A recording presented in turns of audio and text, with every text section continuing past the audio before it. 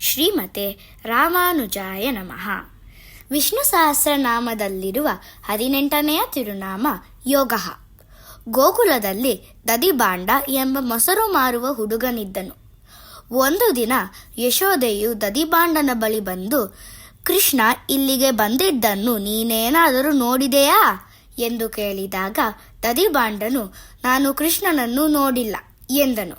ಕೃಷ್ಣನ ಈ ತುಂಟುತನದಿಂದ ದಣಿದ ಯಶೋದೆಯು, ಇವತ್ತಂತೂ ಈ ಹುಡುಗನ ಕಾಟ ಸಾಕಾಗೋಗಿದೆ.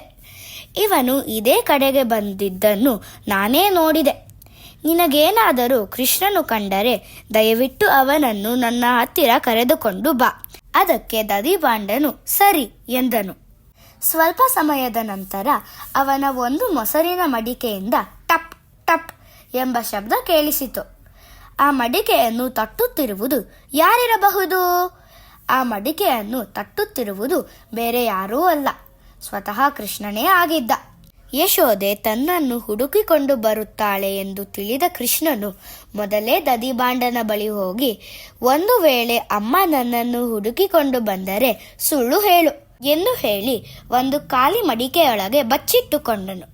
ದದಿಬಾಂಡನು ಮಡಿಕೆಯ ಶಬ್ದಕ್ಕೆ ಕಿವಿಗೊಟ್ಟು, ಹೀಗೇನ್ ಬೇಕು ಎಂದು ಕೃಷ್ಣನನ್ನು ಕೇಳಿದನು. ಮಡಿಕೆಯೊಳಗಿದ್ದ ಕೃಷ್ಣನು ಮೆಲ್ಲನೆ, ಅಮ್ಮ ಇಲ್ಲಿಂದ ಹೋದ್ರಾ? ನಾನು ಈಗ ಹೊರಗೆ ಬರ್ಲಾ ಎಂದು ಕೇಳಿದನು. ದದಿಬಾಂಡನು ಅಮ್ಮ ಹೋದರು ಎಂದಾಗ ಕೃಷ್ಣನು, ಮತ್ತೆ ಯಾಕೆ ತಡ? ಮಡಿಗೆಗೆ ಕಟ್ಟಿರುವ ಬಟ್ಟೆಯನ್ನು ಬಿಚ್ಚು, ನಾನು ಹೊರಗೆ ಬರಬೇಕು ಎಂದನು. ದದಿಬಾಂಡನು ಒಪ್ಪದೆ, ನಾನು ನಿನಗೆ ದೊಡ್ಡ ಸಹಾಯವನ್ನೇ ಮಾಡಿದ್ದೇನೆ.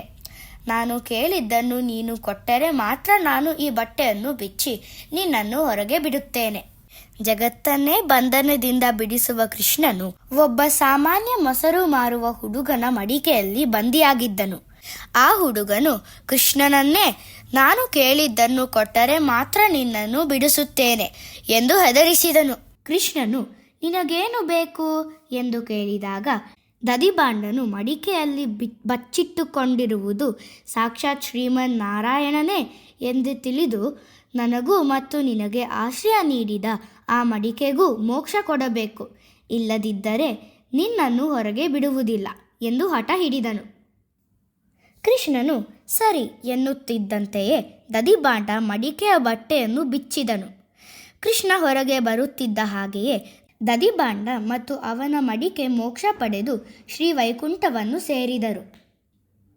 ಈ ವಿಷಯ ತಿಳಿದ ಊರಿನ ಹಿರಿಯರು ಗಾರ್ಗಾಚಾರ್ಯರ ಬಳಿ ಹೋಗಿ, ಕೃಷ್ಣನು ಒಂದು ನಿರ್ಜೀವ ವಸ್ತುವಾದ ಮಡಿಕೆ ಮತ್ತು ಏನೂ ಅರಿಯದ ಒಬ್ಬ ಸಾಮಾನ್ಯ ಮೊಸರು ಮಾರುವ ಹುಡುಗನಿಗೆ ಮೋಕ್ಷವನ್ನು ಕೊಟ್ಟಿದ್ದಾನೆ. ಆದರೆ ಕೇವಲ ಭಕ್ತಿಯೋಗ ಮಾಡಿದವರಿಗೆ ಮಾತ್ರ ಮೋಕ್ಷ ಸಿಗುತ್ತದೆ ಎಂದು ಶಾಸ್ತ್ರದಲ್ಲಿ ಹೇಳಿರುವಾಗ ಇದು ಹೇಗೆ ಸಾಧ್ಯ ಎಂದು ಆಚಾರ್ಯರನ್ನು ಪ್ರಶ್ನಿಸಿದರು. ಅದಕ್ಕೆ ಗಾರ್ಗಾಚಾರ್ಯರು, ಹೌದು, ನಿಜವಾಗಿಯೂ ಭಕ್ತಿಯೋಗವೇ ಮೋಕ್ಷವನ್ನು ಪಡೆಯಲು ಇರುವ ದಾರಿ. ಆದರೆ ನಮ್ಮಂಥ ಸಾಮಾನ್ಯ ಜನರಿಗೆ ಭಕ್ತಿಯೋಗದ ಅಭ್ಯಾಸವನ್ನು ಮಾಡುವುದು ಅಷ್ಟು ಸುಲಭವಲ್ಲ.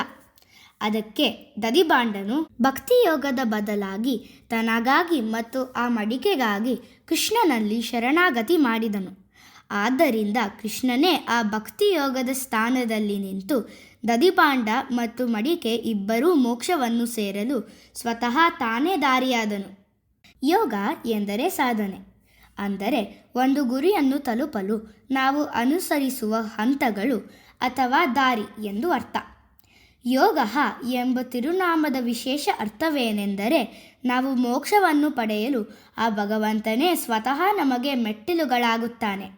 ನಾವು ಪ್ರತಿದಿನ ಭಕ್ತಿಯಿಂದ ಯೋಗಾಯ ನಮಃ ಎಂದು ಜಪಿಸಿದರೆ ಭಗವಂತನೇ ನಮಗಾಗಿ ದಾರಿಯನ್ನು ಸುಲಭಗೊಳಿಸಿ ಶ್ರೀವೈಕುಂಠದಲ್ಲಿರುವ ತನ್ನ ಪರಮಪದವನ್ನು ತಲುಪಲು ಸ್ವತಃ ತಾನೇ ಮಾರ್ಗದರ್ಶಿಯಾಗುತ್ತಾನೆ. ಶ್ರೀಮತೆ ರಾಮಾನುಜಾಯ ನಮಃ.